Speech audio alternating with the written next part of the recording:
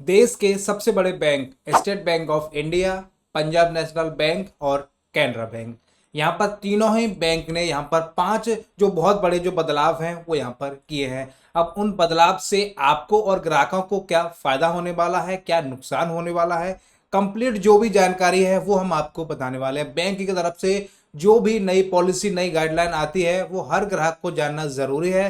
तो हम यहाँ पे आपको कंप्लीट जो भी प्रोसेस है वो आपको बताने वाले हैं। तो वीडियो आप लोगों के लिए बहुत ज़्यादा हेल्पफुल है, इंपॉर्टेंट है। सो आप लोग इस वीडियो को शुरू से अंत तक जरूर देखिएगा। तो इस वीडियो में हम आपको बताने वाले हैं कि तीनों बैंक ने यहाँ पे कौन कौन से जो बदलाव हैं वो यहाँ पर किए हैं। सबसे पहले बात करते हैं मिनिमम बैलेंस की। देखिए यहाँ पर मैं आपको बता दूं, जो स्टेट बैंक है आपको पता होगा 2020 से जो मिनिमम बैलेंस है वो बिल्कुल यहाँ पर खत्म कर दिया है। अगर आप अपने खाते में बैलेंस नहीं भी रखेंगे तो भी स्टेट बैंक आपसे कोई भी जो पैसा है चार्ज नॉन मेंटेन का वो नहीं काटेगा। इसके अलावा आप देख सकते हैं पंजाब नेशनल बैंक ने भी 2025 में जुलाई का जो महीना है उस महीने से यहाँ पे उन्होंने भी जो कम आय वाले लोग हैं, चाहे वो महिला हो, चाहे वो स्टूडेंट हो, चाहे वो बिजनेसमैन हो, उनके लिए भी यहाँ पे छूट दी गई। अगर वो अपने खाते को मेंटेन नहीं करते हैं तो भी उनको किसी प्रकार का कोई भी नॉन मेंटेन चार्ज नहीं काटेगा। और लास्ट में आपकी कैनरा बैंक ने भी जून 2025 में जो भी उनके ग्राहक हैं सेविंग अकाउंट के, उन्होंने भी मिनिमम बैलेंस बिल्कुल हटा दिया है, शून्य कर दिया है। अगर आप अपना जो पैसा है वो खाते में नहीं रखेंगे तो न्यूनतम बैलेंस का आपके खाते से कोई भी चार्जेस नहीं काटा जाएगा। और यहाँ पे जो बैंक है उन्होंने जो ट्रांजैक्शन चार्जेस हैं वो भी यहाँ पे बदल दिए हैं। देखिए मैं आपको बता दूं, सभी 3 बैंकों ने यूपीआई और IMPS intermediate payment service transaction पर नए चार्ज हैं वो लागू कर दिए हैं। अब यदि एक निश्चित संख्या के बाद आप यूपीआई या आईएमपीएस से पैसे भेजते हैं तो आपको कुछ रुपए का जो चार्जेस है वो पे करना होगा। यह बदलाव आरबीआई के नए दिशा निर्देश के तहत किया गया है ताकि बैंकिंग सेवाओं को लागत और संतुलित किया जा सके। अब ये कितना चार्जेस लेंगे, कितना नहीं लेंगे, ये आने वाले टाइम में आपको पता लगेगा। लेकिन उन्होंने बोल दिया है कि यहाँ पे जो भी आप एक लिमिट से ज्यादा ट्रांजेक्शन करते हैं तो यहाँ पे आपको चार्जेस देने पड़ेंगे तीनों ही बैंकों में। तीसरा है पॉजिटिव पे सिस्टम। 50,000 रुपए से ऊपर का कोई भी चेक अगर आप किसी को देते हैं तो आपको बैंक को सूचना देनी होगी। आपको बताना होगा कि हमने 50,000 रुपए से ऊपर का ये चेक है, इतने अमाउंट का है, हमने इस व्यक्ति को दिया है, ये चेक नंबर है और इस तारीख का हमने जो चेक है वो दिया है। सारी इंफॉर्मेशन आपको बैंक को बतानी होगी। अगर आप ऐसा नहीं करते हैं तो चेक है वो आपका क्लियर नहीं होगा और आपने जिसको चेक दिया है उनको यहाँ पे बहुत जो दिक्कत है वो हो सकती है। तो यहाँ पे जो पॉजिटिव पे सिस्टम है वो सभी बैंकों में यहाँ पर लागू है।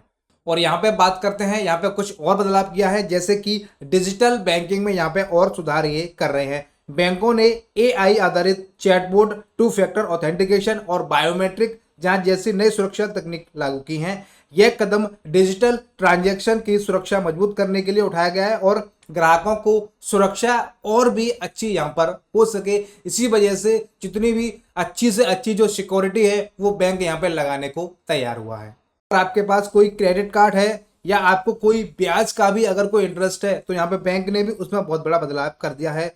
समाप्ति जमा और बचत खातों पर भी ब्याज दरें अब खाता शेष के आधार पर तय होंगी, जिससे उच्च शेष वाले खातों को बेहतर ब्याज मिल सके। साथ ही एसबीआई जैसे बैंकों के विस्तार को ब्रांडेड क्रेडिट कार्ड के लाभों में कटौती की है, जिससे टिकट वाउचर और नवीनीकरण पर भी मिलने वाला लाभ खत्म करना होगा। यानी कि यहाँ पर मैं आपको बता दूं, जो लोग अपना खाता अच्छे तरीके से इस्तेमाल करते हैं या वेल मेंटेन रखते हैं वो लोग अपने जो ब्याज है वो खाते में उनको एक्स्ट्रा और अच्छी ब्याज यहाँ पर मिलने वाली है। लेकिन जो नॉर्मल अपने खाते को इस्तेमाल करता है, पैसे इतना नहीं रखता है, उनको ब्याज तो मिलेगी लेकिन उनके तुलना में बहुत ही जो कम ब्याज है वो यहाँ पर मिलने वाली है।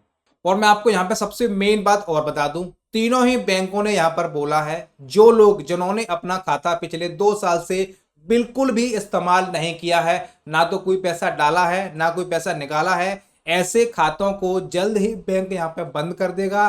तो उससे बचने का तरीका यह है कि आपको उसकी केवाईसी करानी होगी।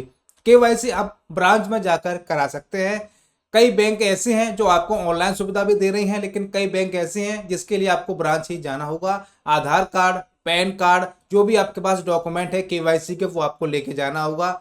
ठीक है, तो वहां पर जाकर आप अपनी केवाईसी करा सकते हैं। अगर केवाईसी नहीं कराएंगे तो आपका खाता बंद हो जाएगा। आप किसी भी प्रकार से कोई भी पैसा ना निकाल सकते किसी भी प्रकार से आपका कोई भी पैसा नहीं निकलेगा, चाहे एटीएम हो, नेट बैंकिंग हो, मोबाइल बैंकिंग हो, यूपीआई हो, सब यहाँ पर ब्लॉक कर दिया जाएगा।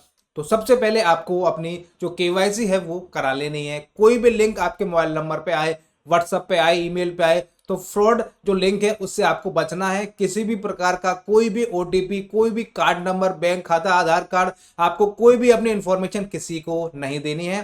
तो यहाँ पर जो मेन है वो केवाईसी है। केवाईसी अगर आप करा लेते हैं तो आपको किसी भी प्रकार की कोई भी दिक्कत नहीं होने वाली है।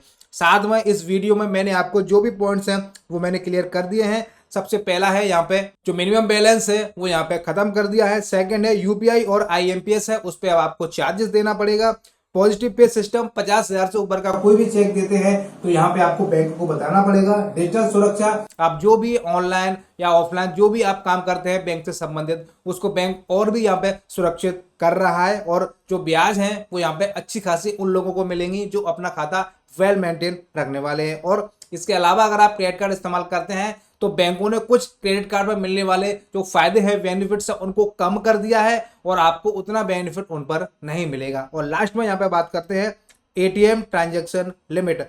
यहाँ पर आपको पता होगा जो एटीएम की लिमिट है ट्रांजैक्शन की, अगर आपका मान लीजिए एसबीआई का खाता है तो आप जो एसबीआई से पैसे निकालेंगे वो तो ठीक है, लेकिन अगर आप किसी और एटीएम से पैसा निकालेंगे तो यहाँ पे जो पंजाब नेशनल बैंक है, एसबीआई बैंक है, कैनरा बैंक है, यहाँ पे जो लिमिट है वो कम करने वाले हैं। तो आपको ये बात का ध्यान रखना है कि कम से कम आपको जो भी एटीएम ट्रांजैक्शन है वो करनी है। बाद में आप लोगों को परेशानी होगी, फिर आप बाद में उसकी शिकायत करेंगे। तो यहाँ पे हमने आपको बता दिया है बैंक की तरफ से कौन सी नई गाइडलाइन आई है, आपको क्या करना होगा, आपको क्या नहीं करना होगा, कौन कौन से चार्जेस यहाँ पे बढ़ाए गए हैं, कौन कौन से चार्जेस यहाँ पे कम किए हैं, सारी जानकारी हमने आपको आज इस वीडियो में बता दी है। वीडियो देखने के बाद अगर आपको कुछ पूछना है, आपका कोई डाउट है, आपको कैसी भी कोई भी दिक्कत हो तो आप हमसे पूछ सकते हैं।